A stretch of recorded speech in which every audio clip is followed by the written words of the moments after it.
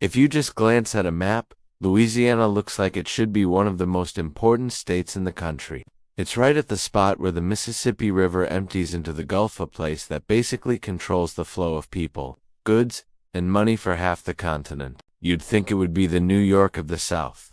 Instead, it's a state where the land is literally vanishing, the economy is stuck, and even the river seems ready to move on. So, how did this prime piece of real estate become one of America's biggest missed opportunities? This is the story of how geography shaped Louisiana. First thing to understand, Louisiana isn't really a chunk of solid ground. It's more like a giant experiment in water science. The Mississippi River spent about 7,000 years dumping mud, sand, and clay here, building the southern part of the state bit by bit. That means much of Louisiana is just layers of soft, soggy sediment, not rock. Each year, the river hauls a huge load of dirt from deep inside the continent, and when it finally slows down at the Gulf, all that stuff settles out and stacks up. Over thousands of years, this constant mud delivery built the Mississippi River Delta, strange, birdfoot-shaped piece of land jutting into the sea. But here's where it gets complicated.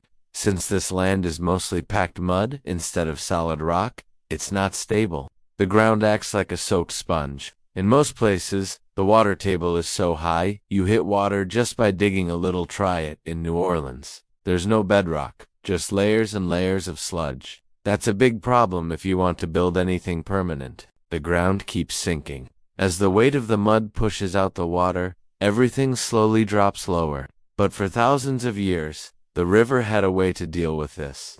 Every spring, it flooded, laying down a fresh layer of fertile mud and keeping things pretty much balanced. It was nature's own repair job. Then people showed up and disrupted the whole system. Southern Louisiana doesn't really have sharp borders.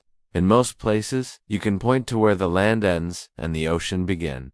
Down here, though, that line is more rumor than reality. The southern coast is a tangle of salt marshes, bayous, and cypress, swamps, a jumble of water and land, all mixed together. This is bayou country. Those marshes, they're vast fields of grass that sit between hurricanes and the towns, soaking up storm surge before it can cause real trouble.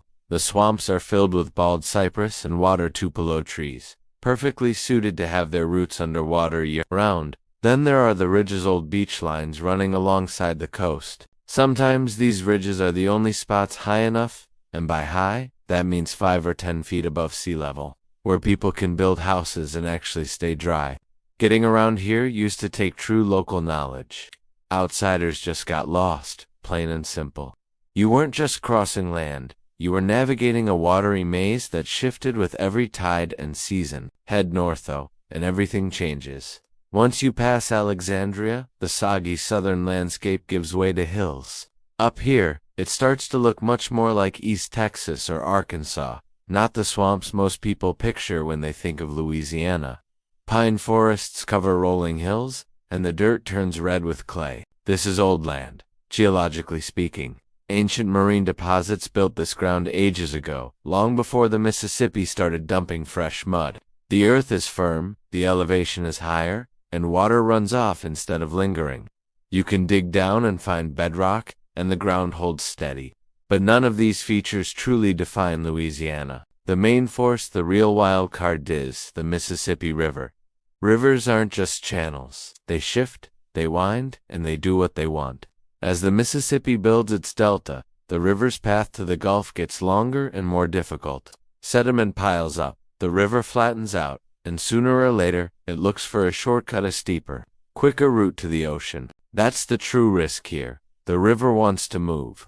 Every 1,000 years or so, the Mississippi changes everything. It abandons its old mouth, lets that delta fall apart, and carves a new path somewhere else. Over time, it swung east and west across Louisiana like a fire hose out of control. Right now, the river is fed up with the Bird's Foot Delta and its long, awkward route past New Orleans. It's ready to leap west and run down the Atchafalaya River 150 miles shorter and much steeper. If people hadn't intervened, the Mississippi would have switched course back in the 1970s. If the main river channel had followed its natural course, Baton Rouge and New Orleans wouldn't even be cities as we know them today. They'd just be salty swamplands, and their economies would have disappeared overnight. That's the wild part. The same river that built Louisiana, that gave the state its whole reason for being, is also constantly trying to escape. We're basically holding the Mississippi in place. And if we ever stopped, Louisiana's entire purpose would disappear along with it. This state relies on a river that's always wanted to go its own way. But once people arrived, we started interfering with the Mississippi. The river wants nothing more than to break loose and carve out a new path. That idea being stuck in one spot sounds pretty familiar if you think about the internet. If you're limited to just one digital identity, you're easy to track. That's exactly why I switched my mobile carrier to Cape. Most carriers, like AT&T or Verizon, tag you with a permanent ID called an IMSI. It's basically a digital license plate that never changes. That makes it easy for data brokers or hackers to track everything you do and everywhere you go. Cape is different. It's a premium privacy-first carrier started by former national security experts. The best part? They rotate your SIM's unique ID every 24 hours. So, just like the Mississippi wants to roam, Cape lets your digital identity shift to every day. You show up as a completely different user. Tracking you suddenly becomes a lot harder. Unlike other mobile providers that just ride on top of the big carriers and their security risks, Cape runs its own core network. They own their own infrastructure, collect almost no data, and you don't even have to provide your social security number when you sign up. You also get a secondary number to protect yourself from spam. They partner with companies like Proton to bundle VPNs as well. So, if you're tired of big carriers selling your information, check out Kappa, links in the description.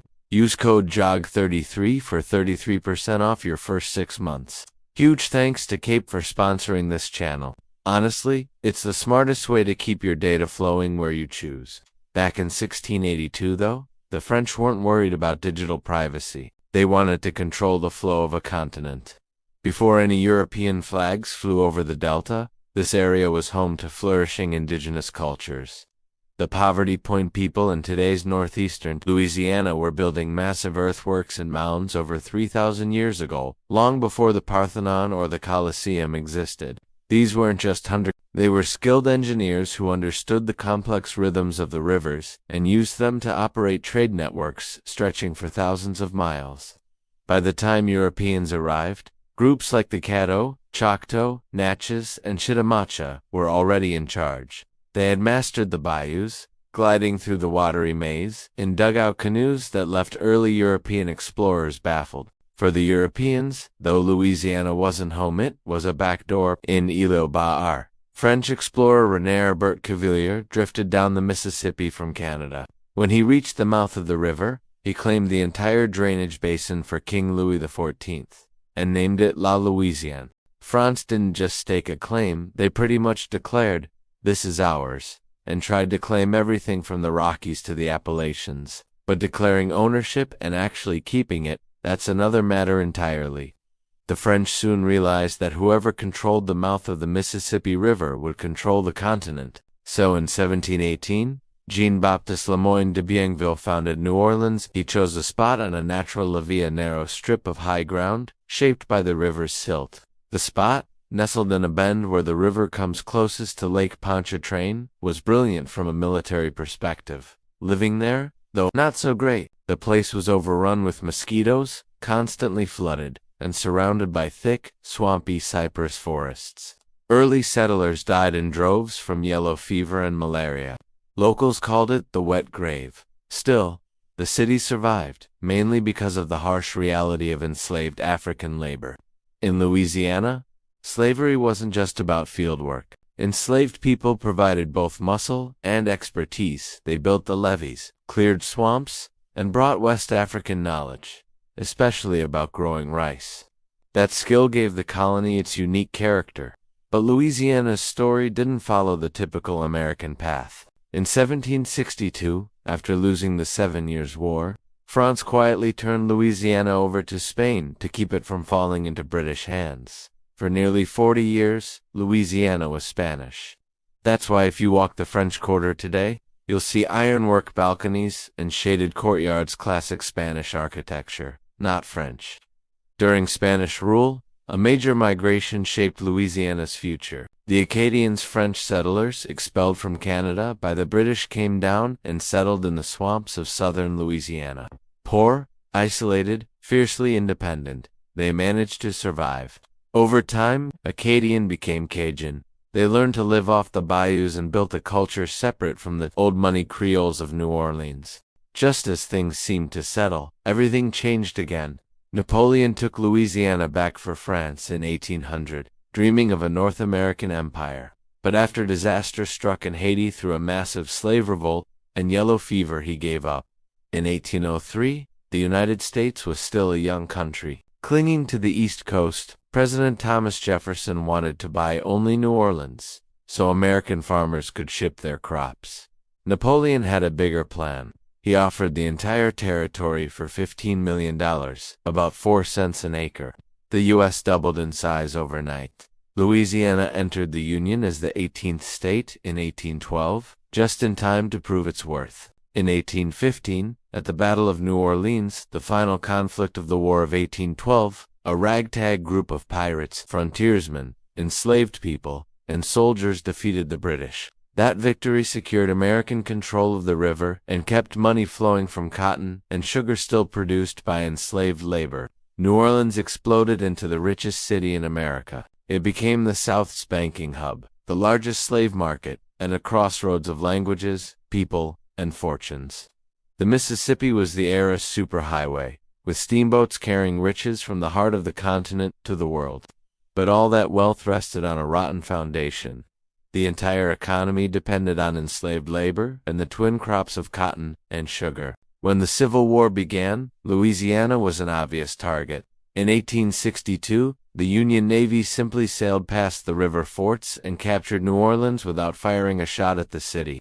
That move strangled the Confederacy and shattered Louisiana's economy. The end of slavery and the collapse of plantations destroyed the state's wealth. While the North rebuilt, Louisiana sank deeper into poverty and violence. Jim Crow laws enforced segregation, and political corruption replaced the old merchant class. Then, as the 20th century dawned, oil was discovered in the bayous. Suddenly, Louisiana had a chance to recover, and with the oil boom came a man who would transform the state more than anyone since before. Depending on who you ask, this man was either a savior or a dictator. They called him the Kingfish. He arrived, turned things upside down, and, for better or worse, set the stage for the problems Louisiana faces today. Just look at the stats. Louisiana ranks near the bottom for opportunity, healthcare, infrastructure, and even keeping the economy going. People are leaving, too. Since 2020, the state's lost around 40,000 people. Meanwhile, states like Texas and Florida, which don't even have Louisiana's prime river access, are booming. So what happened? How did a state with such a big geographic advantage fall so far behind? It starts with New Orleans. The city just isn't designed like a typical city. Back in the 1800s, Chicago and New York expanded over solid ground, no problem, but New Orleans. It was hemmed in, squeezed onto a thin strip of high land next to the river. Everything else was swamp. To grow, the city had to drain those back swamps, but that created a huge issue. When you drain Louisiana soil, the land sinks. As the city expanded in the 1900s, it basically dug itself deeper and deeper. Now, about half the city sits below sea level, surrounded by levees, almost like it's living in a giant bowl. This isn't just a problem for engineers. It's a big economic warning sign. Money avoids risk. Big banks, insurance companies, major businesses, they want secure, stable places. They're not lining up to invest billions in a city where you need huge pumps just to keep the roads dry, or where a single hurricane could destroy everything, which nearly happened in 2005. So while Chicago became the country's rail hub and New York grew into the financial center, New Orleans stayed just a shipping port, a place to move things through, not somewhere to build lasting wealth. But geography was only part of the story. The politics were a disaster. Want to know why Louisiana's government is so dysfunctional? Look back at one man from the 1930s, Huey P. Long, the Kingfish, maybe the most controversial governor America's ever had. Before him, Louisiana was controlled by a small group of wealthy planters and businessmen who ignored the poor. Then long storms in, all fire and fury, promising to make every man a king. And, to his credit, he actually accomplished things. He paved thousands of miles of roads, built free bridges, opened charity hospitals, gave out free textbooks, and taxed Standard Oil to pay for it all. But there was a big price. Long didn't just run Louisiana, he owned it. He controlled everything: the legislature, the courts, the police, bribery, threats, political deals, whatever it took, he used it to grab power. He even forced state workers to send part of their paychecks to his campaign fund. Long was shot and killed in the Capitol in 1935, but his style of running things never left. Corruption didn't just happen, it became the norm. For decades, Louisiana politics was a national joke, known for pay-to-play schemes and shady backroom deals. The long-term economic consequences here were harsh. Genuine, innovative companies simply stayed away. Honestly, why would anyone set up a factory in Louisiana if you had to pay off a dozen officials just to get a permit? The entire state became this closed loop of cronyism, instead of actually fostering free enterprise. And then there's the oil. You'd assume discovering oil and gas would be a huge boost, right? For a while in the mid-1900s, things actually seemed hopeful. They uncovered massive reserves offshore, and in the Bay people thought Louisiana's luck had finally changed. But all that oil money ended up being more of a curse than a blessing. Economists even have a term for it: the resource curse, or Dutch disease. When a place relies on one extremely profitable resource, the rest of the economy just stops developing. That's exactly what happened. Louisiana became dependent on oil money and stopped focusing on innovation, building new industries, or really investing in its people. As long as the oil money flowed in, nobody bothered. But this dependence came with a price. The state wound up with Cancer Alley, an 85-mile stretch along the Mississippi between Baton Rouge and New Orleans, filled with over 150 plants and refineries. Sure, those plants provide jobs, but they also release huge amounts of pollution.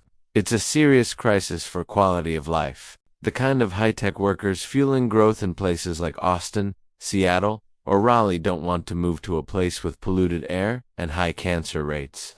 So, Louisiana's most talented people, educated at schools like LSU and Tulane, move away for better prospects and a cleaner environment in cities like Houston or Atlanta. And of course, you can't overlook the geography. The biggest challenge Louisiana faces now is a constant struggle with the Mississippi River. The river wants to change course.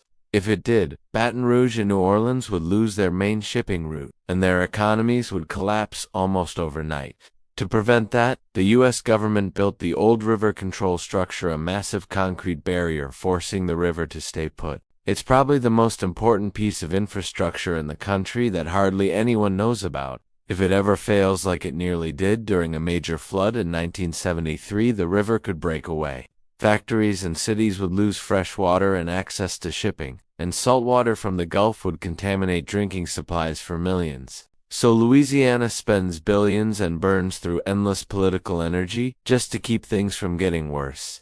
While other states are planning ahead, Louisiana is fighting just to keep from sinking literally. The state is losing a football field's worth of land to the ocean every 100 minutes because of coastal erosion. In the end, it all comes down to geography and governance. Louisiana sits on land that never really wanted to be land, anchored by a river that wants to go elsewhere, and managed by a system that always chose short-term rewards over long-term progress. That's why the state looks the way it does, now barely staying afloat. By all logic, Louisiana should be right up there with Florida, New York, Texas, and California as one of the nation's powerhouses. It serves as a shield and a funnel for the rest of the country, absorbing hurricanes, processing the oil and gas that keep America going, and draining water from 31 states. So maybe Louisiana didn't really fail, it was sacrificed. This week, I'm actually out visiting one of the least visited national parks in the country, the Channel Islands. It's beautiful and honestly really interesting. If you want a glimpse, subscribe the channel. Hope you enjoyed learning about Louisiana. Thanks for watching.